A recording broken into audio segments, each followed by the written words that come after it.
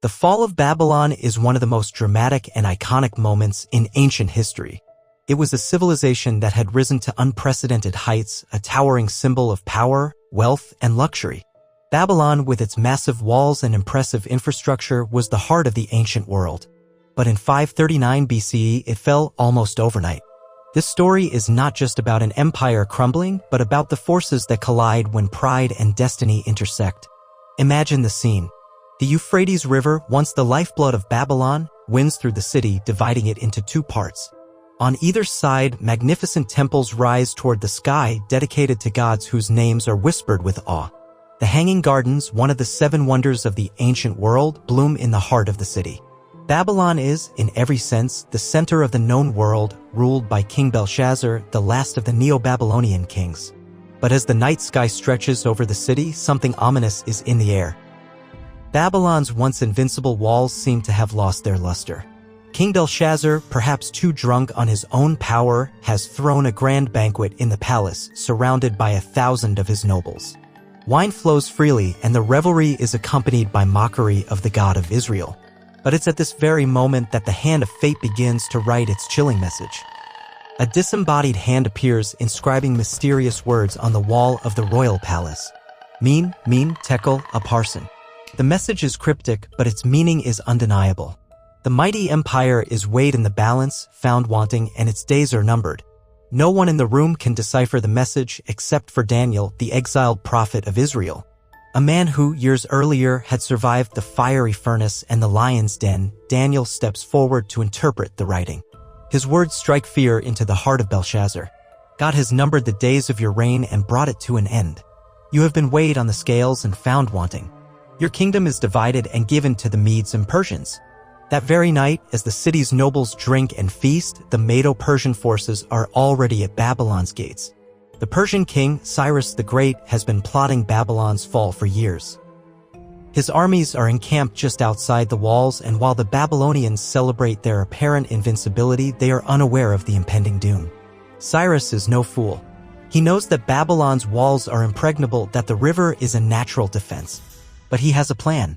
He redirects the Euphrates River, causing its waters to recede and creating a dry path for his soldiers to march through the riverbed and under the city walls. In a shocking moment of historical brilliance, Cyrus's forces slip into the city unnoticed. The Babylonians, caught off guard and distracted by their own decadence, stand no chance. As the Persians march through the gates, Babylon's once great walls are no protection.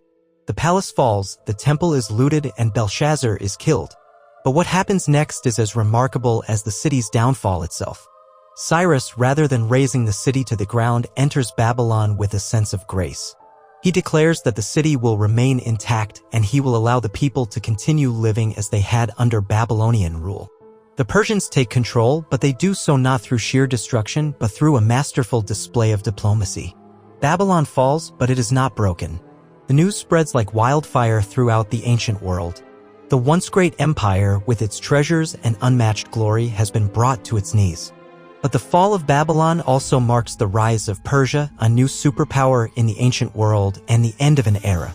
The city's fall becomes a symbol, a warning to all who would follow in the footsteps of great empires. No matter how mighty, no matter how invincible, empires are built on fragile foundations, and one day they too will fall. And as the years pass, Babylon's name becomes synonymous with ruin and pride. The walls that once protected it become relics, forgotten by time. The glory of Babylon, for all its magnificence, fades into the shadows of history, a testament to the fleeting nature of power. And so, the conqueror became the liberator. Cyrus's actions reshaped the Middle East. By allowing captive populations to return home and rebuild, he not only won lands but the loyalty of peoples. Babylon, despite its fall, became a model not for how to rule with iron, but how to absorb and govern with strategy. Ironically, it was the fall of Babylon that helped lay the foundations for an even larger and more efficient empire, the Achaemenid Persian Empire, that would stretch from India to the Mediterranean. But even the greatest conquerors eventually meet their match, not always in battle, but in time. Cyrus would die on the battlefield years later, and his empire, too, would eventually crumble. Yet Babylon's story, now interwoven with myth and scripture, continued to evolve. Some say Alexander the Great wept when he entered its ruins, hoping to rebuild it as his eastern capital. But even he died young, his dream unfinished, in the very city he admired. Babylon, it seemed, was a place that devoured greatness, an eternal echo chamber for the rise and fall of ambition. Today, the ruins of Babylon lie in modern-day Iraq, near the city of Hilla. Visitors walk through reconstructed facades and ancient pathways where kings once paraded and scribes once etched records into clay. The silence is deafening. It's hard to imagine the bustling life that once animated these stones. But if you listen closely, you can almost hear it, the rustle of silk, the chants to forgotten gods, the clanging of Persian swords, and the whisper of a disembodied hand writing on the wall. Babylon may have fallen, but its legend never did. But what truly made Babylon's fall legendary was the message it left behind, etched not just on palace walls, but in the psyche of every civilization that came after. In religious texts, Babylon becomes more than just a city. It becomes a metaphor for corruption, idolatry, and the inevitable downfall that follows unchecked pride. In the Book of Revelation, Babylon the Great is portrayed as the mother of abominations destined to be destroyed in a single hour. For believers, its fate wasn't just history, it was prophecy. A divine warning wrapped in stone and silence. And yet, archaeologists digging through the sands of Mesopotamia thousands of years later uncovered more than ruins. They found clay tablets, inscriptions, and artifacts that spoke of a people who had once believed they were invincible. Commerce had flourished here. Science, astronomy, law, and art had been nurtured within its gates. This wasn't just a city of gold and war, it was a civilization of brilliance and intellect. Babylon had reached the stars with mathematics and mapped the heavens before the modern world had even discovered the compass. In many ways, the fall of Babylon was not just military, it was spiritual. The gods of Babylon, Marduk, Ishtar, Nabu, once worshipped in massive ziggurats, now stood silent. The temples that buzzed with chants and incense were emptied, their priests either slain or scattered.